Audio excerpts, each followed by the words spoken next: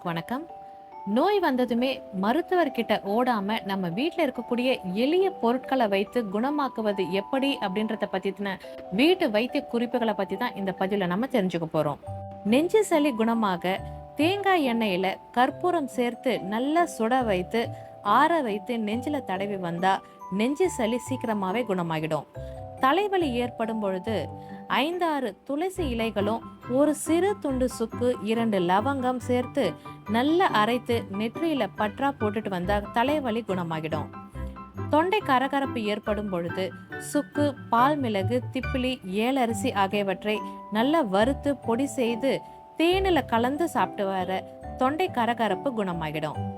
தொடர் விக்கல் ஏற்படும் பொழுது நெல்லிக்காயை இடித்து சார் பிழிந்து தேன் சேர்த்து சாப்பிட்டு வர தொடர் விக்கல் குணமாகிடும். வாயு தொல்லை பிரச்சனை இருக்கிறவங்களுக்கு வேப்பம் பூவை நிழல்ல உலர்த்தி பொடி செஞ்சு வச்சுட்டு அந்த பொடியை வெந்நீர்ல கலந்து குடிச்சிட்டு வந்தா வாயு தொல்லை குணமாகும். அதோட ஆறாத வயிற்று புண்ணும் குணமாகும்.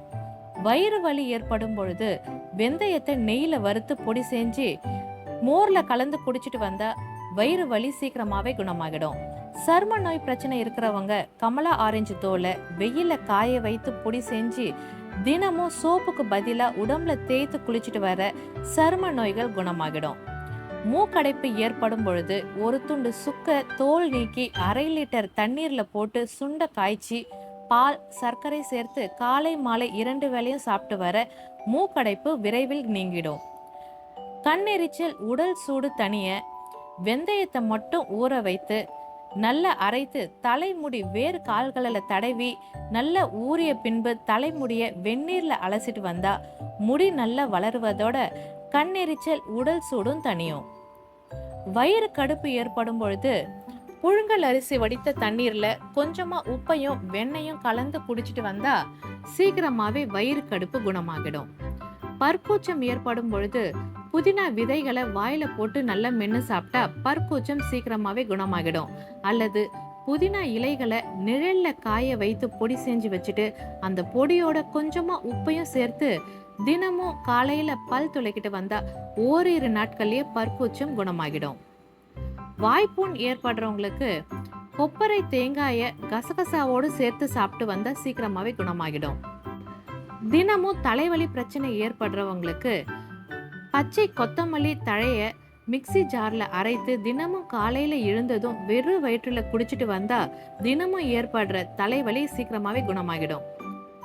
வயிற்று பொறுமல் பிரச்சனையை குணமாக்க வசம்பை எடுத்து சுட்டு கரியாக்கி அதோடு நல்லெண்ணெய், தேங்காய் எண்ணெய், விளக்கெண்ணெய் ஆகிய 3ஐயும் கலந்து அடி வயிற்றுல பூசினா வயிற்று பொறுப்பல் குணமாகிடும்.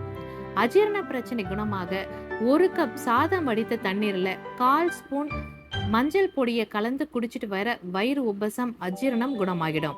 அல்லது கொஞ்சமா சுக்கோட கருப்பட்டி 4 மிளகு சேர்த்து நல்ல பொடி செஞ்சு 2 வேளையும் சாப்பிட்டு வர அஜீரணமும் சீக்கிரமா குணமாகிடும். அதோட நல்ல பசியும் ஏற்படும்.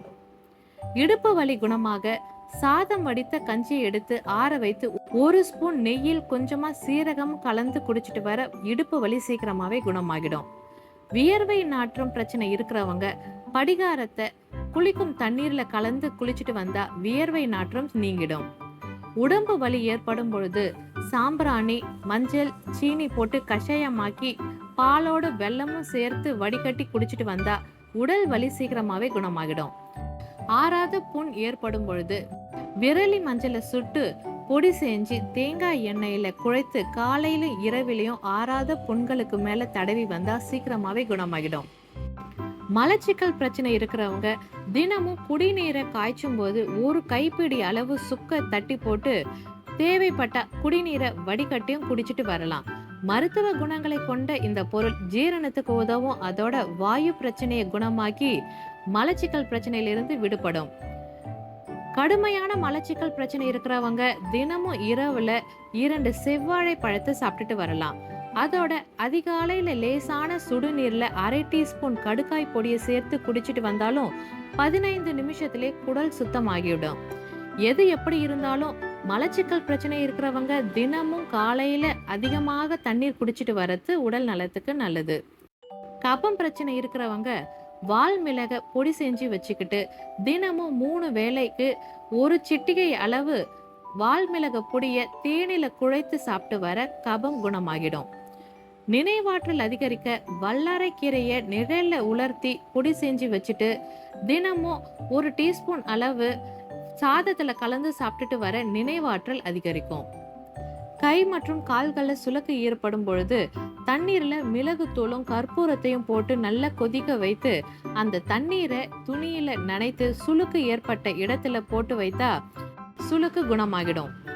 தொடர் வாந்தி குமட்டல் குணமாக சுக்கோடு சிறிது துளசி இலையும் மென்று சாப்பிட்டு வந்தா சீக்கிரமாவே குணமாகிடும்.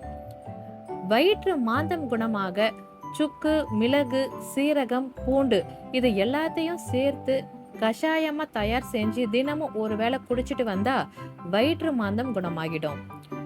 அலர்ஜி பிரச்சனைகள் குணமாக சுக்கோடு கொஞ்சமா வெந்தயம் சேர்த்து பொடியாக்கி தேன்ல கலந்து சாப்பிட்டு வந்தா அலர்ஜி பிரச்சனைகள் குணமாகிடும். கால் பாதங்கள் மிருதுவா இருக்க விளக்கெண்ணெயும் தேங்காய் எண்ணெயும் சம அளவு எடுத்து தினமும் இரவுல படுக்கிறதுக்கு போக முன்னாடி பாதத்துல நல்லா தடவி மசாஜ் செஞ்சுட்டு வந்தா பாதங்கள் மிருதுவா மாறிடும். விரல் இடுக்குல இருக்கிற சேற்றுப்புண் குணமாக வேப்ப எண்ணெயை லேசா சூடு செய்து விரல்களின் நடுவுல தடவி வர சீக்கிரமாவே சேற்றுப்புண் குணமாகிடும். கை மற்றும் கால்களில் வரும் எரிச்சல் குணமாக வாழைப்பூவை பருப்பு சேர்த்து சமைத்து சாப்பிட்டு வர சீக்கிரமாவே குணமாகிடும். உடல்ல ரத்த ஓட்டம் சீராக இருக்க 2 கால் விரல்களையும் தினமும் 5 நிமிடத்திற்கு நீட்டி மடக்கும் பயிற்சியை செஞ்சுட்டு வந்தாலே உடல்ல ரத்த ஓட்டம் சீராக இருக்கும். இப்ப சொன்ன இந்த வைத்திய குறிப்புகள் அனைத்துமே சித்த மருத்துவத்துல இருந்து சொல்லப்பட்டது தான். நம்ம உடம்புல நோய் தோன்ற காரணம் என்னன்னு கேட்டீங்கன்னா, நம்ம உடம்புல உஷ்ணம், காற்று, நீர் ஆகியவை தன்னளவுல இருந்து மிகுதல் அல்லது குறைவதால தான் ஏற்படுது. இதனால தான் நோய்கள் தோன்றதுன்னு சித்த மருத்துவத்துல சொல்லப்பட்டிருக்கு. நமக்கு ஏற்படுற சிறு சிறு உடல் உபாதைகளுக்கு மருத்துவர்கள் கிட்ட போகாம வீட்டுல இருக்கக்கூடிய எளிமையான பொருட்களை வைத்து குணமாக்கிக்கிறது நம்ம உடல் ஆரோக்கியத்திற்கு நல்லது.